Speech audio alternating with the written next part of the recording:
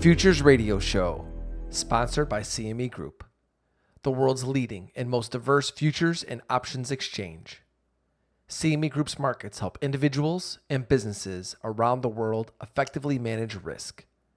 For access to free educational tools and resources for the active individual trader, please visit activetrader.cmegroup.com. Every day, traders and investors dive in to tackle the ever-changing markets to find opportunity. Futures Radio Show is your number one source for answers to the questions that all market participants want to ask. Veteran futures trader Anthony Crudele sits down with the most influential leaders and top traders in the industry. Now, here's your host, Anthony Crudele. Hey everybody, thanks for tuning in for this episode with Darius Dale. Remember, new shows are posted on Mondays and Thursdays. You can subscribe to the show on iTunes and YouTube. If you're enjoying the show, please leave a review on iTunes. Before I play today's interview for you, I want to give a shout out to the great sponsors of Futures Radio Show: CME Group, Trading Technologies, RJO Futures, and Top Step Trader. To learn more about these sponsors and the important things they are doing for futures traders, be sure to click on their logos on our website. Today I spoke with the managing director and partner of Hedgeye Risk Management, Darius Dale. Darius and I kicked off today's chat talking about his college football days and how being an athlete at a high level has helped him working in the financial industry. We talked about Hedgeye's process for developing a macro call, and he gives us some insight on their proprietary GIP model: growth, inflation, and policy. We talked about how Darius develops a macro call and the execution of a macro idea. He explains how they use technical analysis, the importance of market positioning, and gives us some insight on the current macro calls Hedgeye has put out. Without further ado, let me take you right to that conversation with Darius. Darius, I constantly compare athletes to traders because I think there are so many similarities. I could go on and on all day, from process to mindset, just to, I think, foundation of work ethic that athletes have. I think really a lot of athletes can be really good traders and vice versa. And you played football at Yale, and right out of college, you started working in markets, in trading. Talk to us about why you decided to get involved in markets and trading. Well, I think it had, I'll go back to your athlete sort of preface after this, but I would say the reason I initially was intrigued by the financial markets was I saw a lot of people making a lot of money when I was in college. So I grew up at very humble beginnings, some of the humblest in this country. I saw an opportunity to sort of, really change the direction of my own sort of career path and, what had been previously realized by my family. So, it's very just intrigued because I thought, Wall Street's where you made all the money. Little did I know I was graduating into a financial crisis and then the nadir of a great recession. So clearly I wasn't very bright, but definitely was allured by the gold and the green. Yeah, same here. And for me, I started on the floor as a runner, did not know I was going to have a career in trading. And once I saw everybody making a bunch of money, I'm like, okay, this is it. I'm staying. But you said that you saw people making money. I'm just curious, when you were at Yale, was there other kids trading, or like where were you see? There was, huh? Well, I mean, think about it. So, I'm at Yale during, 05 to 08, 09. And, everybody is, who goes into finance at that peak, that was the heyday, right? Everybody, you graduate and you hear about kids that are 1-2 years out of college, going on to hedge funds or private equity, making $1 million. I had friends that were, making $1 million a year, though, back in 06, 07, that I literally just graduated college. So, I mean, it's definitely like, wow, man, I kind of want to chase this rabbit. And again, like I said, it's certainly not out of greed. I knew that I would definitely become a breadwinner for my family. So it was definitely something I was really interested in. But literally, I know that was the actual heyday. And so I might have top-ticked the entire industry. So I apologize if that happened. I know. Talk about a time coming out of college and starting in financial markets. I'm just curious, how did you decide on Yale to go and play football there? Oh, funny story, actually. I didn't even know what Yale was. I mean, I grew up in the housing projects. Son of 2 drug addicts, unfortunately. Clean now, but No one in my family went to college. So I, didn't even have the internet. So when I started getting recruited by Yale, I remember the story when I first met Coach Reno. He came to my high school and sort of was kind of giving me the whole rundown on Yale and the Ivy League, and it all sounded great, because that's what recruiters do. It could have been Yale or Youngstown State; it would all sound the same. When Coach Reno left my high school, I remember my buddy was, who was always curious of, where I was getting recruited. It's like, oh, who's that, man? I don't know who those guys are. And I'm like, yeah, I don't either, man. I'm like some small school in Connecticut. Like, they don't even have scholarships. I don't know why the hell this guy flew across the country to see me. So I clearly had no idea what the hell I was getting myself into, but obviously, the Lord works in mysterious ways, and ultimately, I wound up making the right decision for for myself and my family. Yeah, that's a cool story. Yeah. What has being an athlete at a high level, in college football, done to help you now working in the financial markets? I think there's two things. And I'll be the first person to say that just because you're an athlete doesn't mean you necessarily develop, the work ethic and the teamwork skills that you need to succeed in financial markets or really any other career. I would say, just from my own personal experience, I think being an athlete kind of really teaches you how to lose and how to come back from losing. I think financial markets are incredibly humbling. Anytime you're dealing with markets and future expectations, you're going to have a lot of forecast error and a lot of just bad positions that go against you. And learning how to sort of move on from losses and, more importantly, learn from mistakes, and document those and have a real regimented process for getting better. I think that's something that's really important for anybody operating in and around financial markets. Oh, I couldn't agree with you more. I mean, as a trader, I actually put this tweet out not too long ago talking about I felt one of the biggest confidence boosters for me is when I've come back from losses. And it's not necessarily just because I made the money back. It's because I didn't lose too much and I stayed composed when I was getting my ass kicked. I mean, I kept myself in the game. And I think that when you see the best athletes, when their backs are to the wall, is really when they're doing their best stuff. Totally. I mean, look, my coach, my offensive line coach at Yale he's a hard butt, for lack of, for not wanting to say the other word, but from Pittsburgh, he's just an old school, salty, old line coach. If you have the image of that guy, that's this guy. And he was very adamant that we never make the same mistake twice. So if you ever put on any game film or any practice film and he gets on you about one thing, you don't want to make that same mistake twice. And so that you take that and you apply that to financial markets. You have a trading journal and whatnot, or even a forecasting journal, because I spend a lot of time, forecasting economies. It's like, what did I get wrong? How did I get wrong? What can I do in the future to mitigate that error, a similar error? And then that you go from there. It's always about the next play or the next game or the next down or whatever. Yeah, you just mentioned that you're doing a lot of forecasting economies. Share with us what you're currently doing at Hedgeye. Yeah, so Keith and I run the macro team here at Hedgeye. I kind of sit on the econometric side of that sort of our org chart, if you will. I'm responsible for generating all of our forecasts, for growth, inflation policy for not only the U.S. but for every major economy in the world and in the world itself. We have a sort of this proprietary 4-quadrant regime-based investing framework that we use to sort of identify, which asset classes, factor exposures, sectors, and style factors are likely to do well, as it relates to that particular regime. And then obviously we marry that up with Keith's quantitative signals on the markets themselves to identify the best, sort of investment opportunities for investors.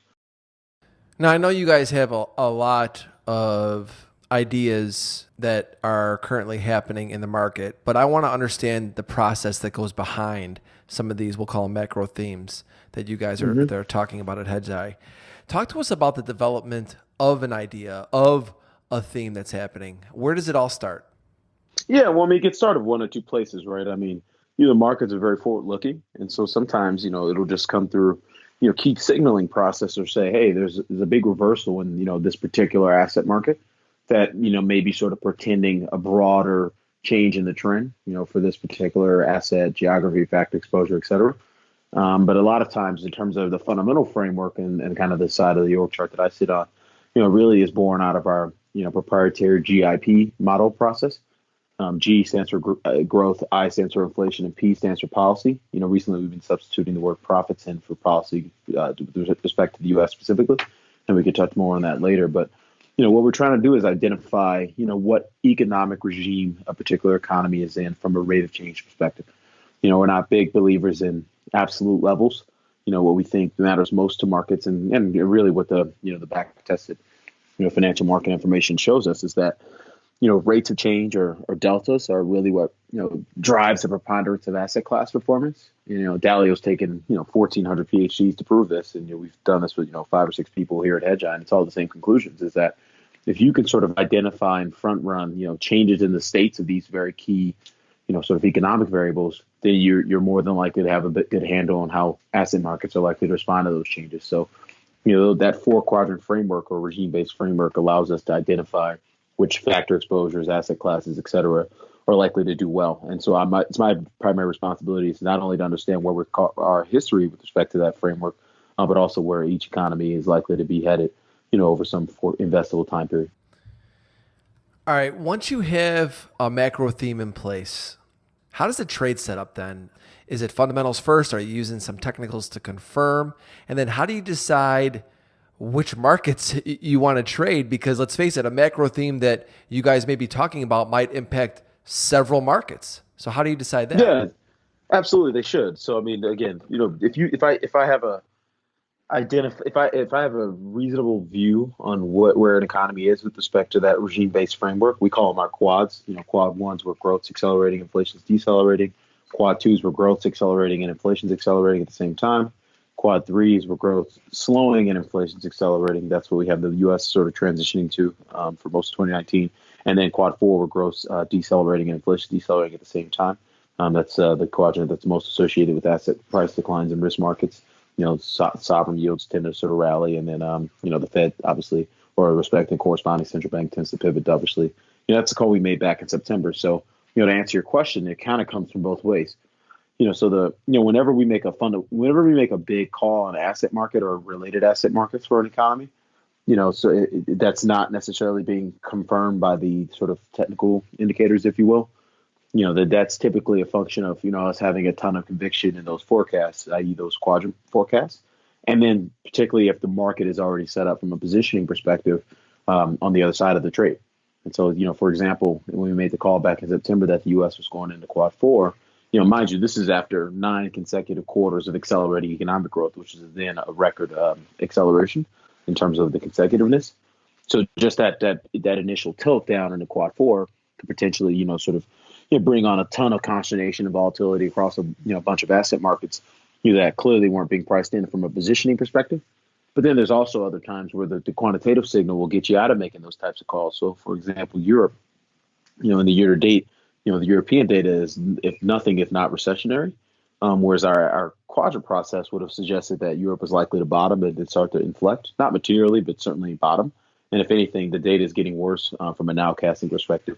And that's in a situation where Keith's quantitative signals would have kept us, continually short the euro, short European equity, short European financials, as opposed to sort of covering that. So it really works both ways. And this is why you obviously have to have human beings, sort of manning the process. But, a lot of models we do have obviously been, well built, well back tested, and sort of, pre-programmed to be refreshed, very, very effortlessly. I want to talk about the execution after you have these themes underway and everything that you just discussed, because let's just say you went through everything, all of your steps, and you say, okay, look, this is what we believe is happening or going to be happening. Do you then look to the market and say, hey, you know what? The market's already underway with this move. It's already happening. Maybe we got to get in this one right away. Or maybe sometimes you look at a situation where you're like, you know what?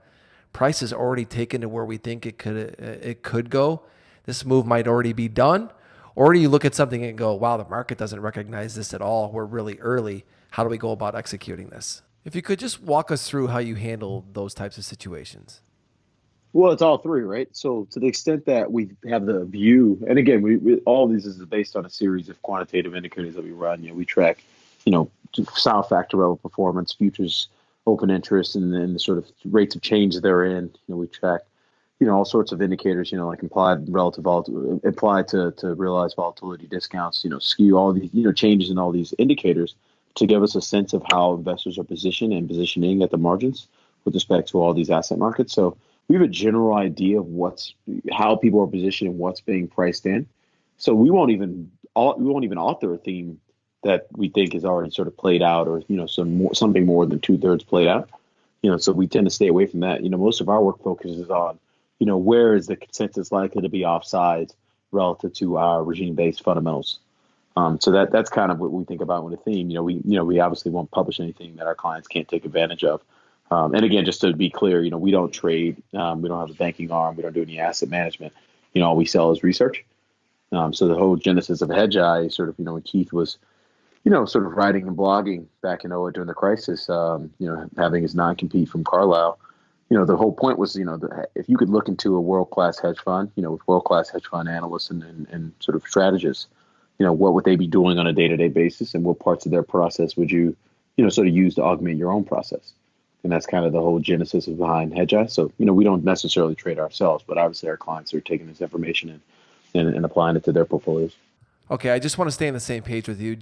Just to go back, I believe you just said if you guys have a macro theme or idea and the market is, let's just say, 2/3 of the way through that move, you won't even put out that theme, that idea. Yeah, I wouldn't use 2/3 as a hard stop. I guess my general point is that if our myriad of indicators is signaling to us that the market has already priced in a theme, then it won't be a big theme for us. Our big themes are usually born out of our fundamental process and or quantitative process is signaling something that the market is not yet positioned for.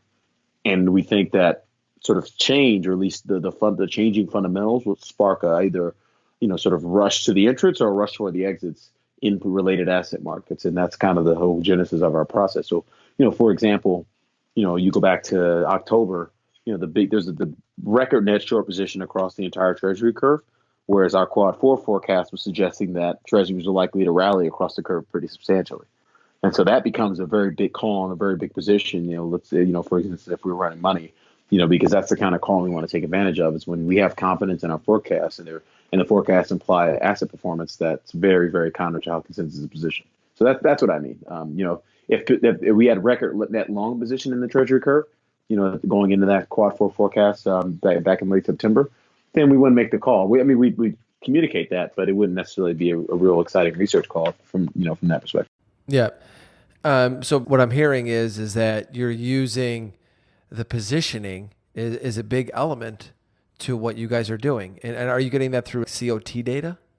Yeah. So we track net non-commercial futures and options positioning on a Z-score basis. So everything, what we've identified is that typically when you reach 2 or 3 standard deviations on any given position on a 1 and 3 year Z-score basis, you tend to have some pretty sharp reversals in asset markets.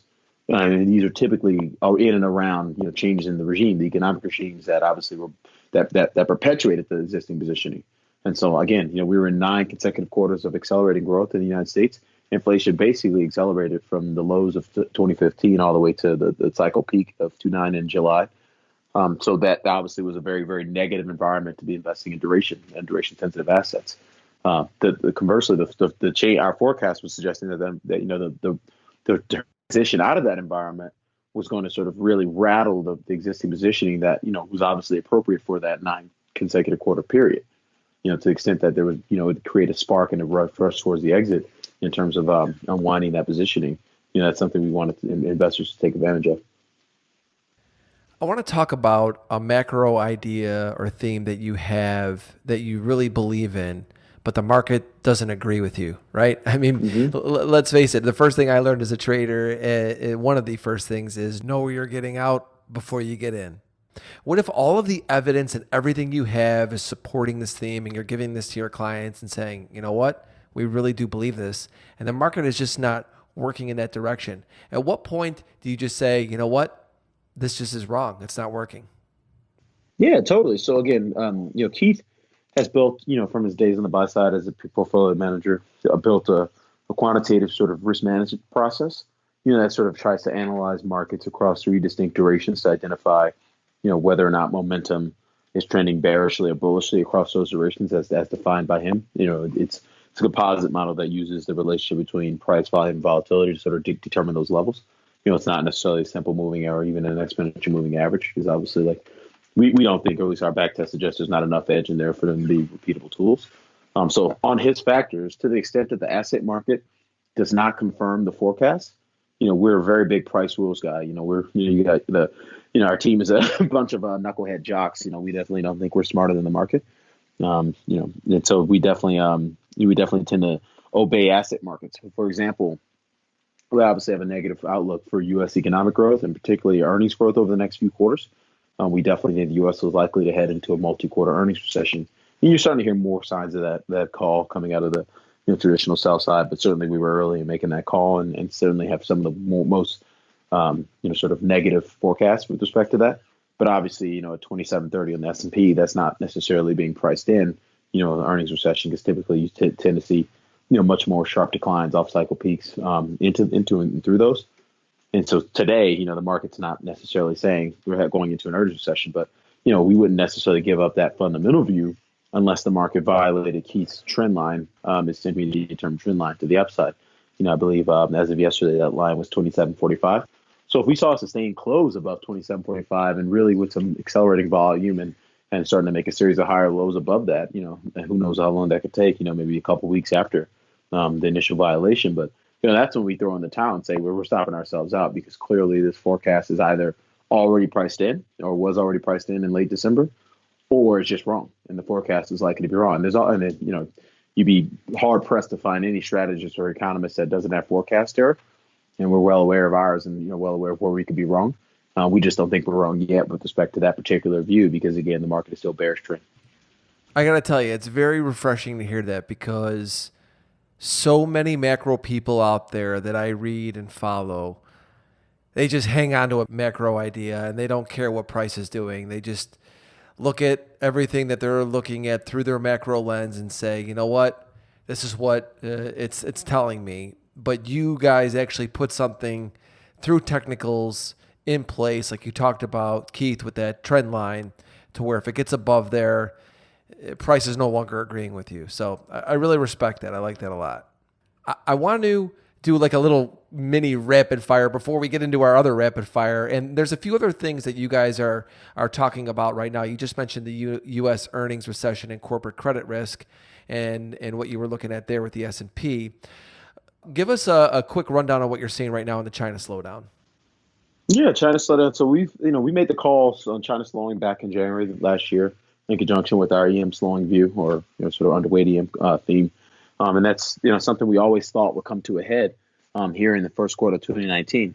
One of the forecasting tools we use to determine the rate of change in growth and inflation from a next 12-month forecasting perspective is using the 2-year comparative base effects. And what we saw, really back then and still continue to see is that, the Chinese economy, particularly old China, i.e. secondary industries growth, that's heavy machinery, manufacturing, and construction, i.e. China building empty cities. The comparative base for that is it's peaking here in Q1, which means the growth rate associated with those activities is likely to trough.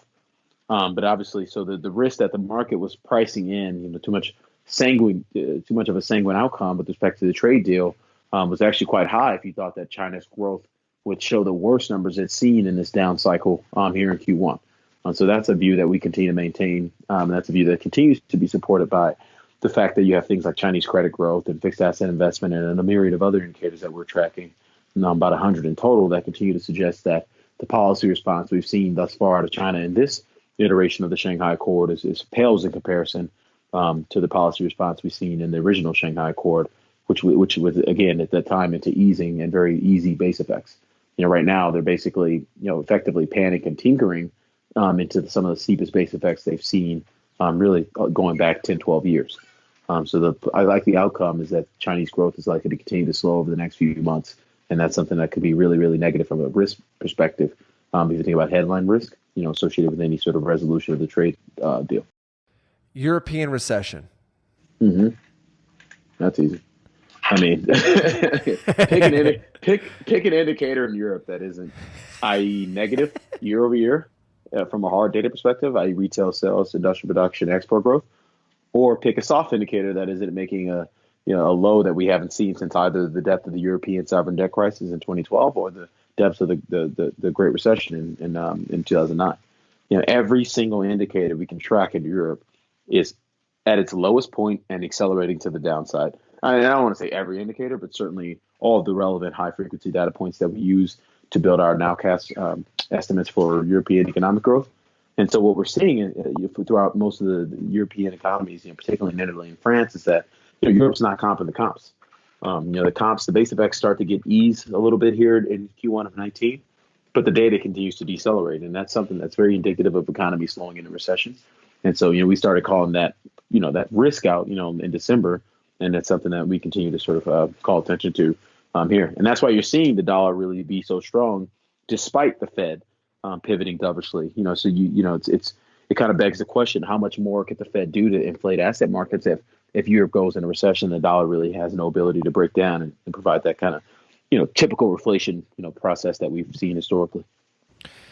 Yeah, you just make a good point there, and how one theme is actually working against another theme that you may have. Do you find that you're looking at this like one big giant puzzle and you have all these different macro themes and you're like, hey, you know what? This one's working really well in this area, and this one over here and that one over there are kind of countering each other and not giving one side of that theme the ability to work?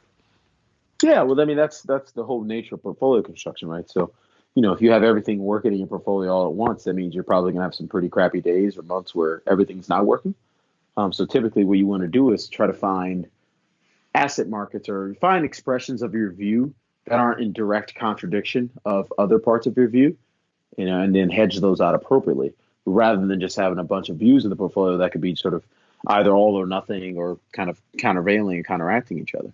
One of the things we're very keen on is understanding that not just the U.S. GIP growth inflation policy cycle, but also the global GIP cycle, because all this stuff is very globally interconnected from a risk perspective in terms of volatility and how volatility tends to cluster across asset markets, but also in terms of a globally interconnected risk perspective through the currency markets. We do believe that the currency markets are the world's most important as it relates to, ultimately determining the direction of, policy growth and really policy's impact on the broader economy and sort of things like corporate profits, et cetera. And so, if you don't have a really, sort of data-driven, framework for thinking about the global economy, then, to me, I really don't understand what you're doing as a macro investor, because those things obviously really matter. The last thing before we get into the rapid fire segment, the U.S. 2020 election cycle, you said risk could be getting really interesting here. Yeah, well, so we're coming off structural lows in terms of the labor share of national income relative to capital share of national income. So there's this sort of sweeping sort of demand across the sort of political, I don't know what to call them, because I really don't really focus on politics, but we do think this matters. There's this really sort of underlying demand for politicians to sort of pull that ratio back into sort of some semblance of equilibrium. And you see it with Trump's policies, if you think about his nationalistic policies on immigration and on trade, but it's also you're getting this sort of socialism wave across the left in terms of some of the policies and proposals that they proposed, heading into this 2020 election cycle. So that's an enormous risk, because if you think about, credit markets, with $9 trillion of corporate credit outstanding, you think about, equity markets at these lofty valuations and all-time high EBIT margins, that support those lofty valuations. All those things could really start to be, structurally under attack, if the election cycle goes the way we think it could go, just based on that. And again, all this is really just born out of the fact that, corporates have really lived high on the hog, really over the last 20 years. That's something that, that's an undeniable fact if you look at the data, and it's something that could really start to come unglued.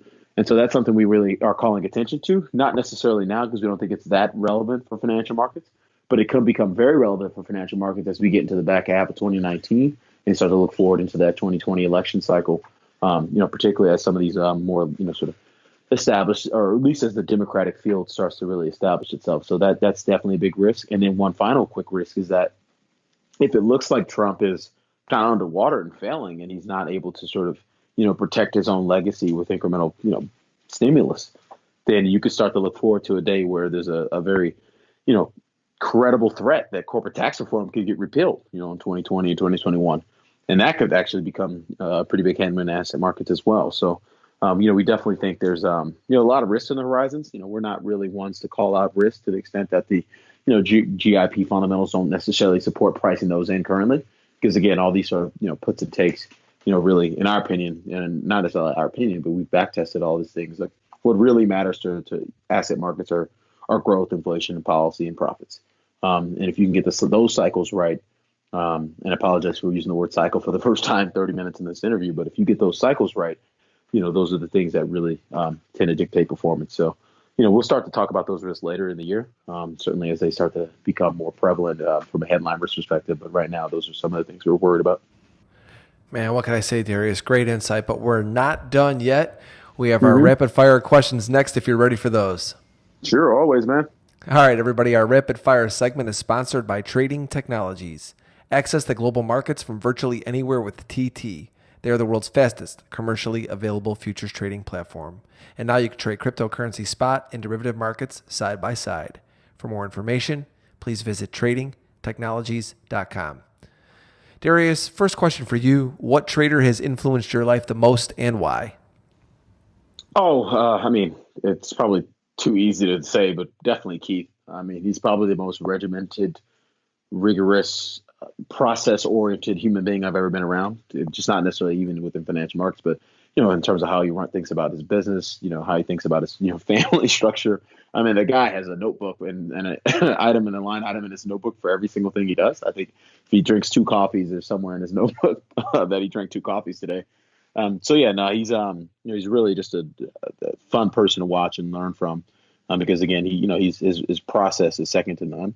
We have the privilege of sort of visiting with all of our buy side clients and kind of seeing and learning from the different processes rather, from a lot of different very important and very meaningful investors and very thoughtful investors.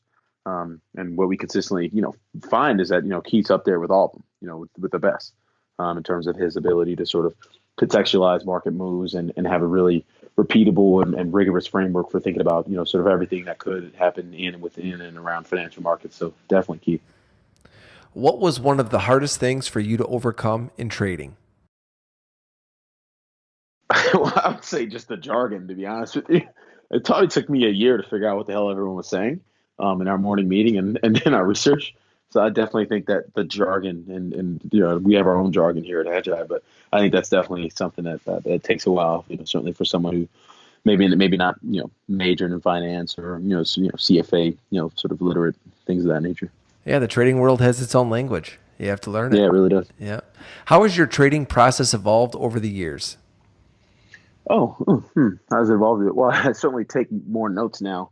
I think when I first had enough money to start trading, I was like, oh, this is a good idea.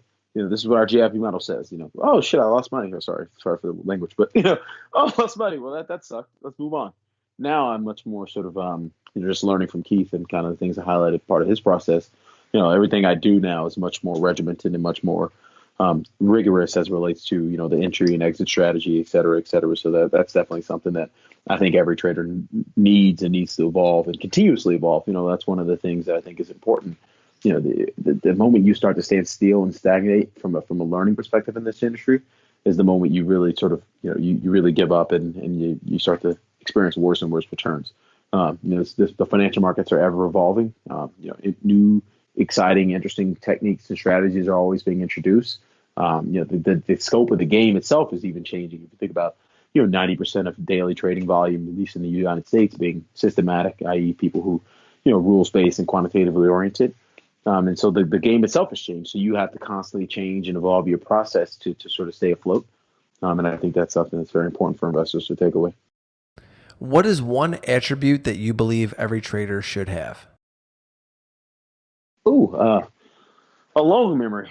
I think certainly for football and playing left tackle, you got to have a short memory. Now, fortuitously, I didn't give up any sacks as a 4-year starter.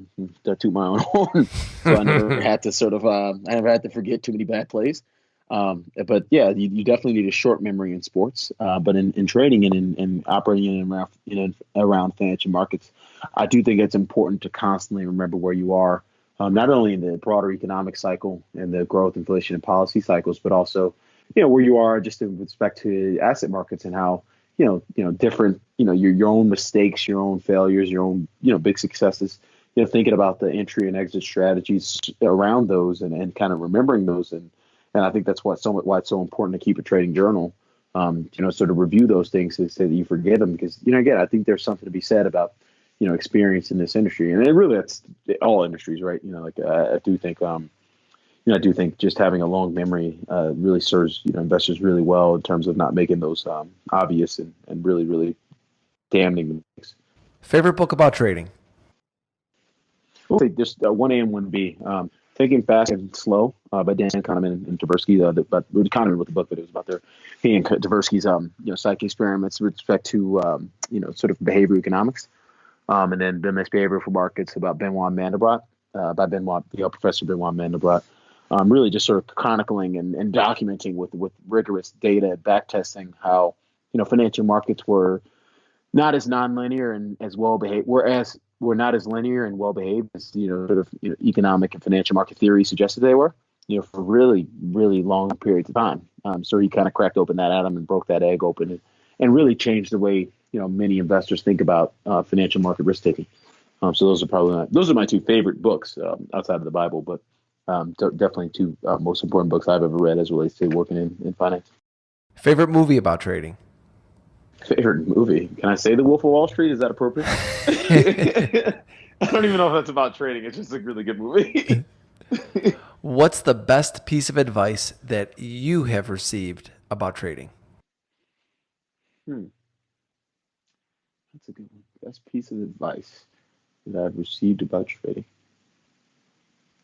Take notes. Definitely take notes. Don't be on autopilot. I think it's easy, when there's a lot of information you have to process, it's easy to sort of kind of try to mitigate that whole information gathering process and execution process and kind of make, put that on autopilot and kind of skate by and do the least amount of work possible in few subsequent iterations. I think that's really dangerous as it relates to operating in and around financial markets with so many smart people constantly making decisions every day. So I definitely think, having a rigorous trading journal, rigorous economic journal, kind of just understanding, where it all is and all these cycles is very important. If you could go back in time and give the younger you a piece of advice, what would it be? Get a standing desk. I'm standing. That's the one part. Yeah, that's the one part about this job, right? You're sitting from some version of 5:30 a.m. to 9:30 p.m. every day. If you can make it to the gym, that's great. But so definitely heavier than I'd like to be. So yeah, that's definitely just kind of joking, but yeah, that'd be a piece of advice I give myself. If you had an elevator pitch me your edge in doing macroeconomic research, what would you say? Yeah, ironically, there's a crap ton of edge in just sequencing what is, as opposed to coming up with these grandiose theories about what should be and what ought to be.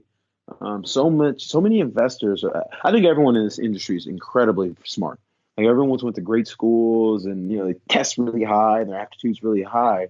And so there's this nature about this industry where everyone has these freaking awesomely well thought out views about what should happen, and there's just nobody sequencing about what is actually happening and what the highest probability outcome is based on the existing trends and the changes within those trends. That's our entire edge, is just saying, hey, we have the humility to suggest that we're not smart enough to tell you that, for example, back in September or middle of last year, the U.S. was going to return to hyperinflation. It's the 1960s. That was a big view, and the end of the bond bull market is over, or at least the bond bull market is over. And you had these big grandiose views and all this, multi-cycle work suggesting that, and nobody was saying, hey, comps or CPI are going to get really hard. Headline inflation is going to drop about 100 basis points over the next 6 months. Nobody had the humility to say that was the most likely outcome. Everyone had the intellect to suggest that we were moving into some new regime that, obviously we didn't move into. And so I think there's a ton of alpha out there, still to this day, and just actually acknowledging what is and what's likely over the intermediate term, as opposed to having these sort of big longer term, sort of cycle agnostic views about what could and should happen and what ought to happen based on, a lot of times, people's existing positions. Last question for today, Darius. What's your favorite thing to do when you're not working? I mean, I'm a regular American guy. I like, drinking my Bud Lights and watching football on the weekends. So that's probably it. I used to play flag football, but I'm probably a little too old to be running around full speed now. I'm trying to keep my my Achilles tendons intact. Obviously still pulling for Yale, but who's your pro team? Oh, Seahawks. I'm from Seattle, so big Seahawks fan. It's we kind of missed our window with that goal line pick. The saddest I think I've ever been in my adult life is when we didn't give the ball to Marshawn Lynch on the 1 yard line in that Super Bowl when we lost to the Patriots. But we'll be back. I think Russell Wilson's got another window in a few years if we get this defense figured out. So, where can everybody find you on social media, preferably Twitter, and give us a website to check out? Yeah, so I'm on Twitter at Hedgeye Dale. You can sort of follow the broader Hedgeye Twitter account as well. And then just check us out. We have a ton of freemium, what we call free premium, i.e. freemium content online, not the least of which are most exciting are our cartoons. We have an in-house cartoonist who's probably the best analyst at the firm in terms of summarizing some really sort of detailed and kind of complicated topics. He definitely does a better job than me at synthesis. So, we have a lot of cool cartoons, a lot of cool articles, a lot of cool charts, graphs at www.hedgeye.com. Darius, this was awesome. Thank you so much for joining me on Futures Radio Show. Appreciate you, man. Thanks, Anthony. Thank you for listening to Futures Radio Show. If you have any questions or comments for myself or my guests, please visit futuresradioshow.com and sign up to be a premium member for free. If you enjoyed the show, don't forget to leave us a review on iTunes.